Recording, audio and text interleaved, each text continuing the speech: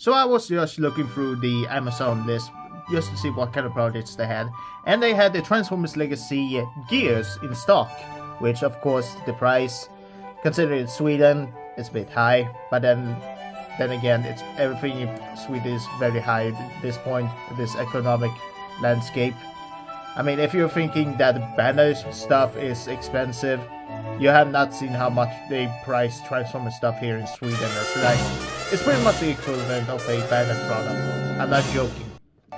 So, and that's also going to be the case of every single product nowadays. Doesn't matter if it's Hasbro, Takara, Bandai, Haya Toys. Every price there here in Sweden is going to be fucking high. And trying to judge one company for pricing this much will be an understatement. Overstatement. I mean, like, everyone's gonna get their fucking smack from me if their prices is way too high and the quality of the product is fucking horrendous. So keep that in mind. And I always recommend that you should probably spend smart. Well, say smart, spend smart, because I do not tell you old guys to buy the product because I said so. It's your choice if you want the product or not. Just gonna say that. I'm just saying that because yeah, this figure is very fucking good. But yeah, I do recommend that if you want to get this figure, get him for a decent price. Not over 40 bucks. I do not condone that. And of course, while we're at it, like, comment, subscribe, and let's move on to this figure. Now, Gears, well, what can I say about this Autobot other than he is quite a grumpy Autobot. Was a little bit hard-headed, but of course, was had the spotlight in Season 2, Episode 7, where the Decepticons pretty much made him a slave by literally removing a ship, which is a feature here, because when you get this figure, he has his chest panel pretty much removed, and you need to attach it, because he pretty much have the ship chamber, where they literally removed his personality ship, and then he was pretty much pretty much turned him nice, and the Autobots was shocked at how they literally made Gears nice. Oh, how that's such criminal move. It's just funny. But the funny thing is like, throughout this episode, Gears was, when he's got his ship removed, he was like, oh, I like being a slave. And then later on, it's like, yeah, I do like being a slave. Or am I? Like, he becomes even more like a character, where even with his ship removed. And once they all saved the day from the Sun Extractor, which honestly is a better execution than what Revenge of the Fallen did. Like, what the fuck was that movie? Everyone at Autobot team was like, maybe we should not give him back his ship. We really like the newer Gears. It's like, damn! Even the Autobots do not want to give back his ship back. Give back his ship to become his normal self. It's like, that is such... It's just fucking funny. I do recommend that you check the episode. I will link it in the description because damn, that episode was good. Man, I have not been the same after watching that episode. It was such a refresher after watching all the junk the modern Hollywood and America pretty much produce nowadays. It's like, oh my god, what the fuck is that country doing? Of course, hiring dumbasses. Anyway, Gears itself, well, depending on the scope of this figure, for something that is a Hasbro product, which are known for, well, not only looking like knockoffs, but also having feel of knockoffs, this one is honestly shockingly good. Aside from a backpack, which I will say a little bit nitpick that it could have been a little bit more secured with the tabs, but hey, it still holds into place, so that's no problem. But yeah, he is, aside from a backpack being big, he is actually a very solid little guy. Like, dear God, I did not expect him to be this good. I mean, I did some reviews, but I wasn't really interested. I mean, it was, but the price point of that. But now that I have him in hand, yeah, he is really good. No pun intended. Like, not only because of the size or the looks, but the posability is also shocking considering he has a ball-jointed head. Let me repeat that. He has a ball-jointed head, even though his head is wider like a goddamn waffle. Like, there is no point of this head having a goddamn ball joint when it could have been a swivel, but they did give him a ball-jointed head, which is a shockingly good feature. And of course, he has a butterfly joint, which of course is for the transformation, but it still makes him actually pose very well. And he can even make a fist punch. Well, he can punch his fists together. It's really nice.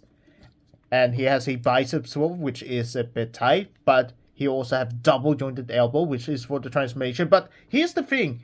Having a double jointed elbow and double jointed knees is something I would have expected from every Transformers product, because, I mean, I will explain later, but this is what I expect when I get a product. Actually having really highly articulated elbows and knees and good pivot, that is something that what every standard Transformers product should have.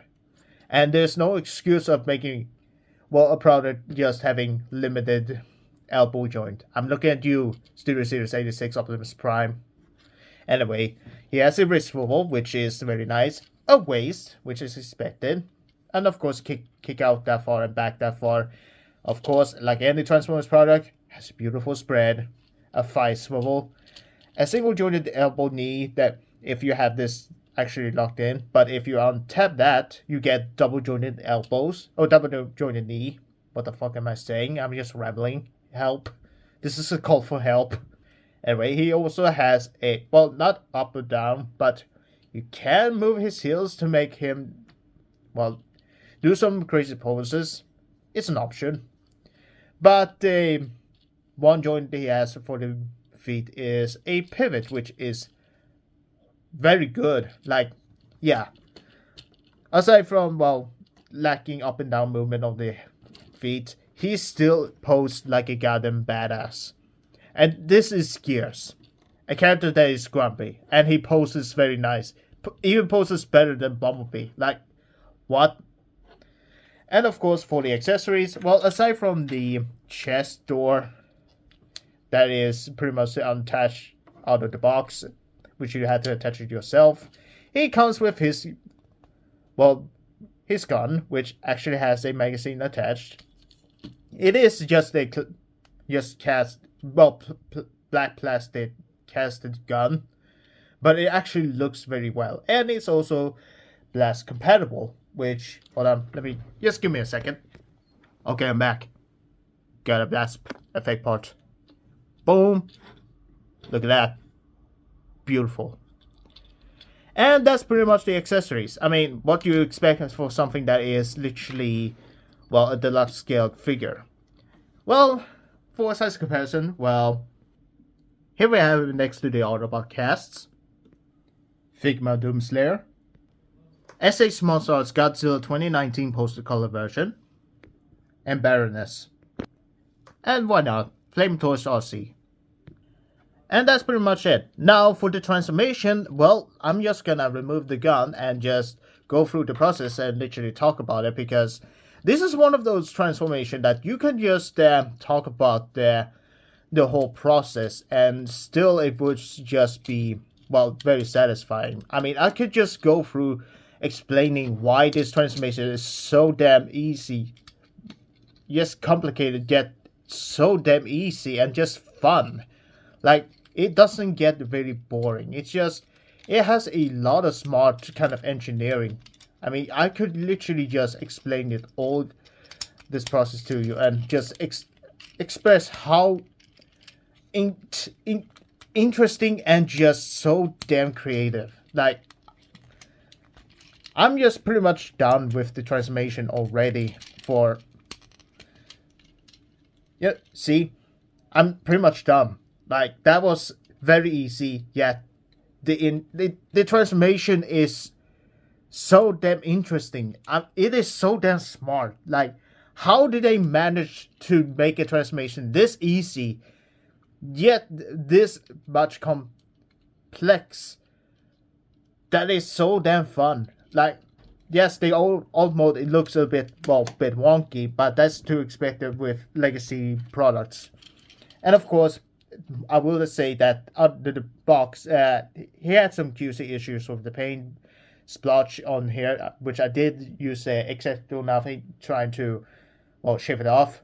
But other than that issue, the whole mode actually fits very well. It's very compact, and it's very so adorably charming.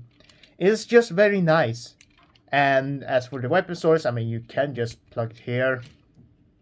Looks a bit dumb, but hey, it's my kind of charm. It's a charming kind of dumb. Or you just can plug it on the roof. I think that looks a little bit better. And of course, the rolling is very intuitive. I just cannot stop having fun with this product. Okay. Now, as for the size comparison, well, here he is with the other Autobots. And here we have him next to Godzilla.